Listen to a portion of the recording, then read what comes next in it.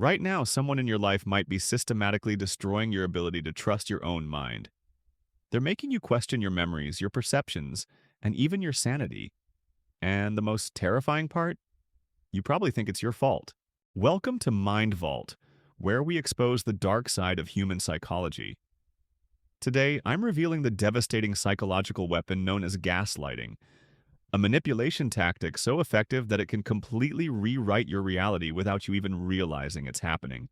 The term gaslighting comes from a 1944 movie called Gaslight, where a husband systematically manipulates his wife into believing she's going insane by dimming the gas lights in their home and then denying that the lights are flickering when she mentions it. But modern gaslighting is far more sophisticated and far more common than most people realize. According to research from the American Psychological Association, gaslighting has become one of the most prevalent forms of psychological abuse in both personal and professional relationships. What makes it so dangerous is that it doesn't just hurt you in the moment. It fundamentally rewires how your brain processes reality. Here's what most people don't understand about gaslighting. It's not just lying or disagreeing with someone. It's a systematic pattern of psychological manipulation designed to make you doubt your own perceptions, memories, and judgments. The gaslighter's goal isn't to win an argument, it's to make you completely dependent on their version of reality. Let me show you exactly how this psychological weapon works and, more importantly, how to defend yourself against it. Gaslighting works through a process that psychologists call reality erosion. Your brain is constantly building a map of reality based on your experiences, memories, and perceptions. Gaslighting systematically attacks this map until you can no longer trust your own cognitive processes.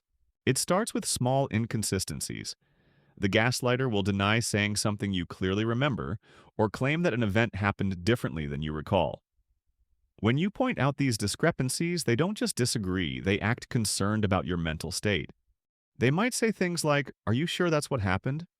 Or, "I'm worried about your memory lately," or, "You seem really confused."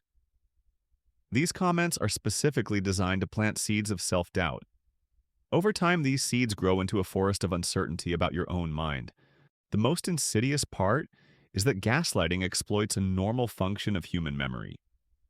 Every time you recall a memory, your brain actually rewrites it slightly. This process, called memory reconsolidation, usually helps us update our understanding of events with new information. But gaslighters exploit this process by consistently providing alternative versions of events during moments when you're accessing those memories. Here's how gaslighting typically escalates through distinct phases. Phase 1 is the foundation phase. The gaslighter establishes themselves as the authority on truth and reality. They present themselves as having superior memory, better judgment, or special insight. They might say things like, "You know how bad your memory is," or "I have to keep track of everything because you always forget." During this phase, they also begin documenting your mistakes and forgetfulness. Everyone makes errors and has memory lapses, but the gaslighter collects these normal human failures as evidence of your unreliability. They'll bring up the time you forgot an appointment, or misremembered a detail as proof that you can't trust your own mind. Phase 2 is the contradiction phase.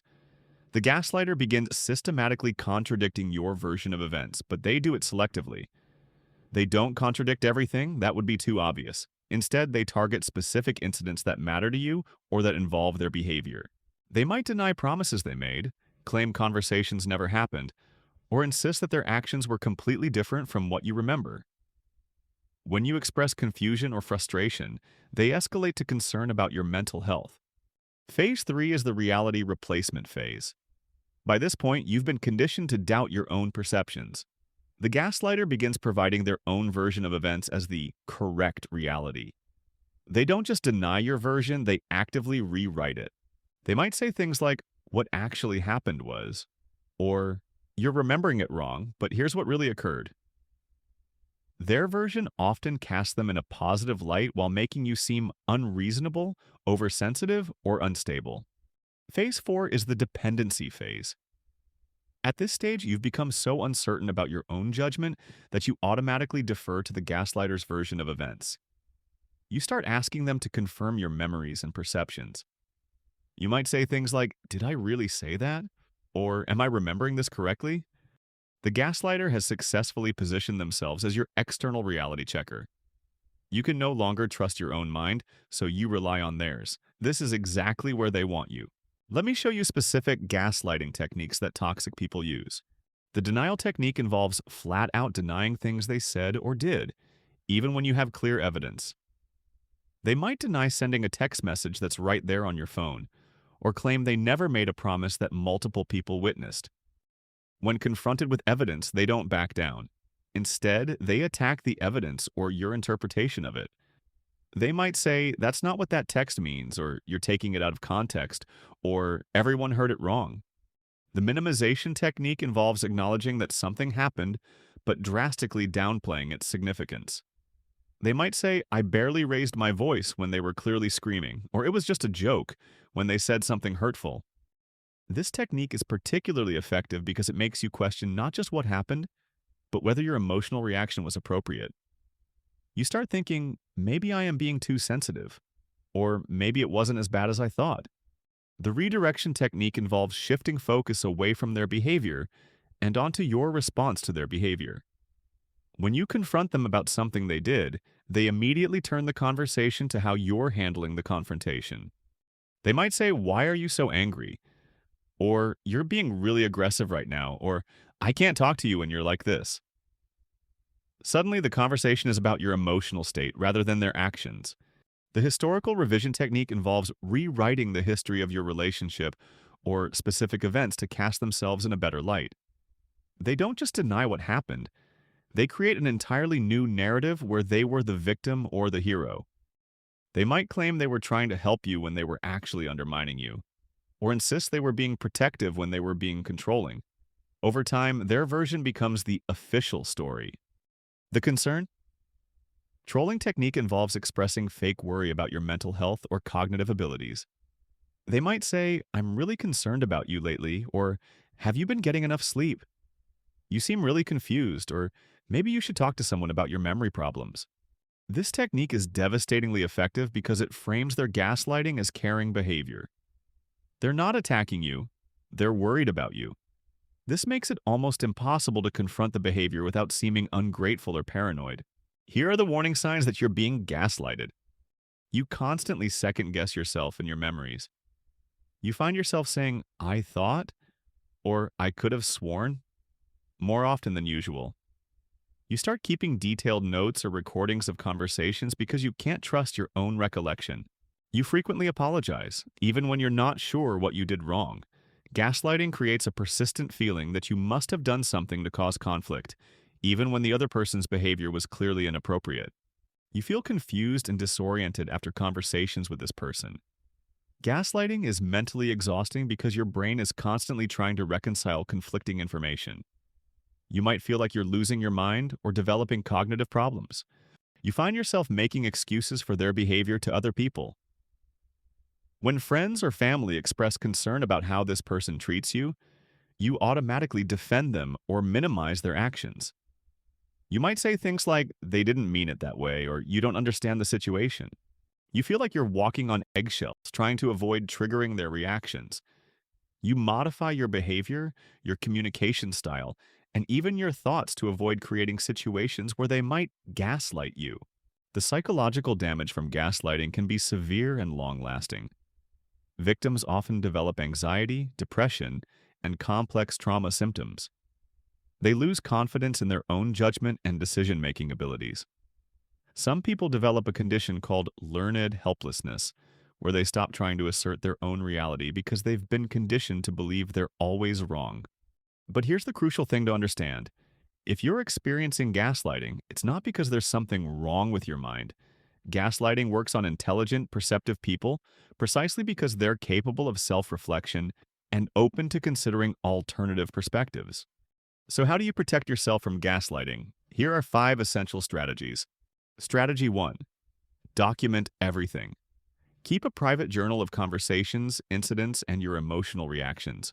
Write down specific quotes and details immediately after they happen. This creates an external record that can't be manipulated or distorted. Use your phone to timestamp important conversations.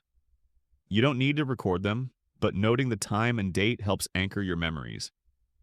Take screenshots of text messages and emails before they can be deleted or denied. Strategy 2. Maintain outside perspectives. Talk to trusted friends, family members, or a therapist about your experiences. Gaslighters work to isolate you from other viewpoints, so maintaining these connections is crucial. When you describe incidents to others, pay attention to their reactions. If multiple people express concern about how you're being treated, that's a strong indicator that your perceptions are accurate. Strategy 3. Trust your emotional reactions.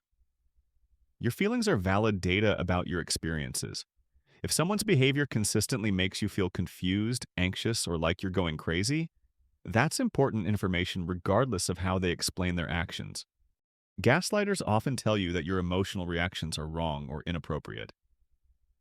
Remember that you have the right to feel however you feel about your experiences. Strategy 4. Set and maintain firm boundaries. When someone tries to rewrite your reality, calmly state your version of events and refuse to engage in lengthy debates about what happened. You might say, "I remember it differently," and leave it at that. Don't try to convince them that your version is correct. The goal isn't to win the argument, it's to maintain your grip on your own reality. Strategy 5. Consider removing yourself from the situation. If the gaslighting is severe and ongoing, you may need to limit or end your relationship with this person. This can be particularly difficult when the gaslighter is a family member, romantic partner, or boss, but your mental health must be the priority. If you can't remove yourself completely, minimize your exposure, and create safety plans for protecting your psychological well-being. Remember, healing from gaslighting takes time. Your confidence in your own perceptions may take months or years to fully recover. Be patient with yourself and consider working with a mental health professional who understands psychological abuse. The most important thing to know is that gaslighting is never your fault. It's a deliberate choice made by someone who prioritizes control over genuine connection. You deserve to trust your own mind and to have your reality respected by the people in your life. If this video helped you recognize gaslighting patterns in your own life, you need to subscribe to Mind Vault right now.